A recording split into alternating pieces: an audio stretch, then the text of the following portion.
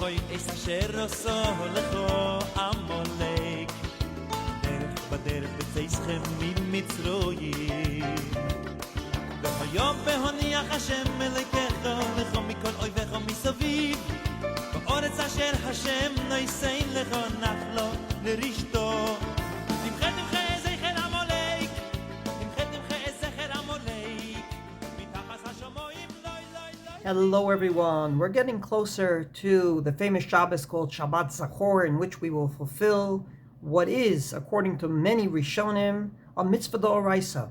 One of the only times that we're going to read the Torah, and it's actually a laning which is biblical.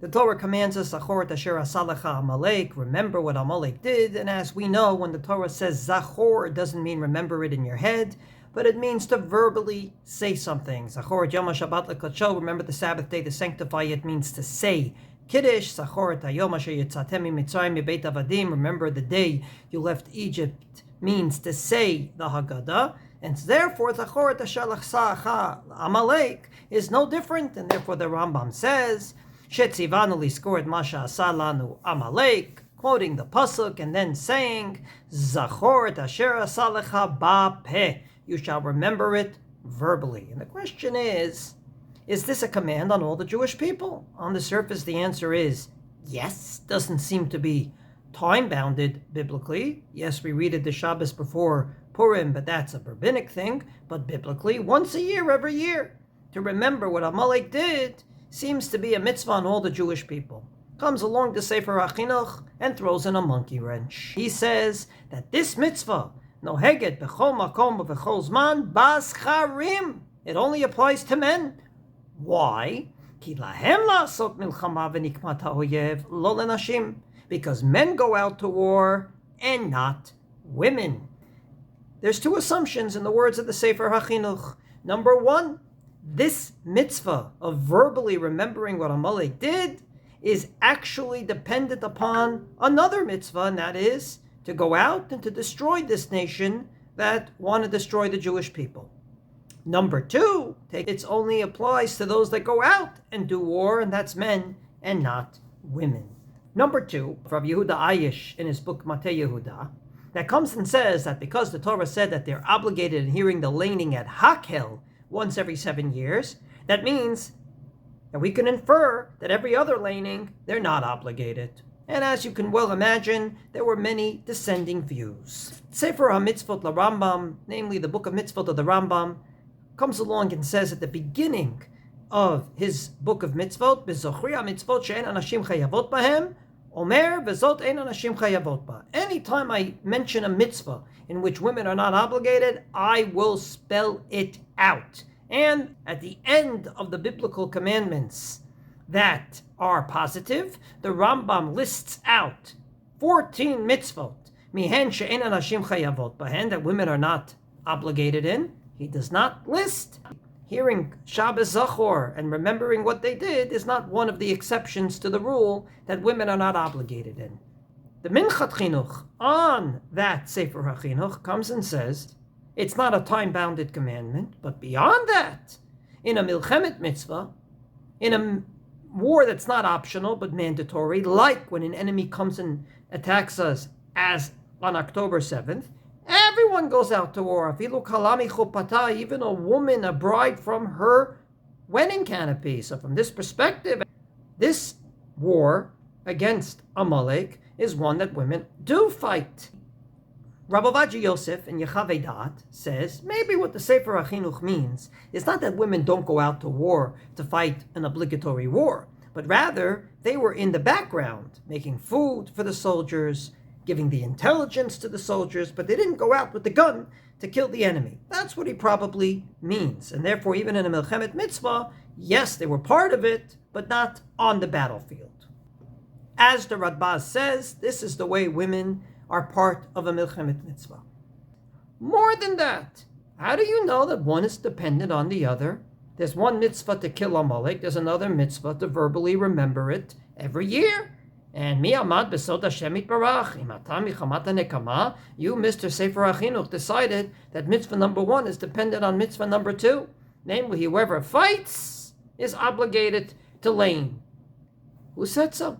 Maybe fighting is mitzvah number 1, and laning is mitzvah number 2. You know what went through the mind of God to start saying this is dependent on that? The poter nashim mitzvat asay zu. Very problematic to say that they're not obligated, and he ends by saying that in his opinion they are. The Shut Torat Chesed, authored by Shneur Zalman Fredkin, his years 1830 to 1902. He was a Talmud Mufak of the Tzemach Tzedek from Lubavitch, and a Rav in Plutsk, which is where Ben Gurion comes from, eventually made it to Yerushalayim.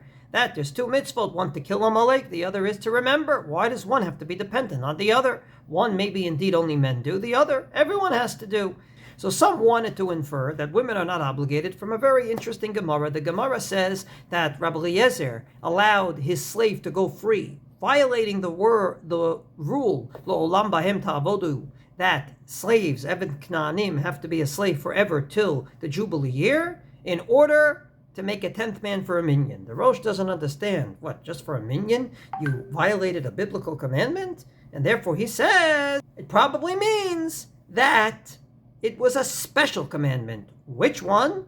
A mitzvah d'oraita, a biblical commandment that needs a minyan. Which mitzvah d'oraita needs a minyan? Shabbos Zachor, laning the parsha of Zachor, needs a minyan. And that's why he let his slave out. Well, slaves are obligated in all the mitzvah that women are. From here we can infer that women are not obligated. Comes along the Shut Binyan Tzinin Rav Ethinger and says, with due respect, that's not a very good proof. Because women may be obligated, but they need to do so in a minyan. Just like they're obligated, say, to say Birkat HaGomel, but they're not counted for that minyan. Just like in the Beis HaMikdash, he says, you have to bring a korban, but you couldn't sacrifice it. The Kohen had to sacrifice it for you. So you're obligated in it, but you needed the Kohen to do it on your behalf. So too here, you're obligated in it, though you're not counted for a minyan. At the end of the day, la halacha, we have on this 3 opinions. Number 1, they're not obligated, as the Torah Chesed, Rabbi Fredkin said, based on the Sefer HaChinuch, namely the mitzvah of going to war is dependent on the mitzvah of remembering Amalek verbally, and then he says it's better not to tell women that they're obligated, even as a chumrah, because it's a chumrah de'ati liyadei kula, it will bring to leniencies. Number 1, men and women, God forbid, may come to shul, which is not the practice in his days, and they may mingle. And number 2, you may bring a Sefer Torah to them, carry it in a forbidden way, both from the perspective of the laws of carrying a Sefer Torah from place to place, as well as from the perspective of carrying on Shabbos. This was not just his opinion, but others agreed with him, amongst them the Chazon Ish, Rav Shlomo Zalman Auerbach, and others. Opinion number 2 is that they're obligated. It's like a mitzvah of all mitzvot that women are obligated. And indeed, the Binyan Tzion Rav Ethinger says we have a Masoret from Rav Natan Adler, who was the teacher of the Chazam Sofer, that he took even his housekeeper to shul in order to hear Parshat Zachor, and that is the opinion of the Tzitz Eliezer as well. And of course, the 3rd opinion is something along the lines of Rav Sternbuch, that women are actually not obligated, but it's the minhag for them to hear it. And indeed, Rav Ovadia Yosef says that even though many Achronim said they're not obligated, today it's a nice chumrah that women come to shul and they hear it, and why not? You have everything to gain and nothing to lose. And that's ultimately what I paskin for people, namely, if you can, you should go to shul and hear Parshat Zachor. If you're obligated, great, and if you're not, you're doing a mitzvah. You're not obligated, and it's good to volunteer to do mitzvot from time to time. However, not at every cost. Namely, if you just had a baby and it's very difficult to get to shul, you have many sources to rely on not to hear Parshat Zachor. Magam, you can fulfill this mitzvah in other ways. For example, when you hear Parshat Ki Teitzei later in the year, which is the laning of Zachor, then have kavanah for Parshat Zachor. Or some say, even though this is controversial, when you hear the laning on Purim morning, have kavanah, and that would be good enough.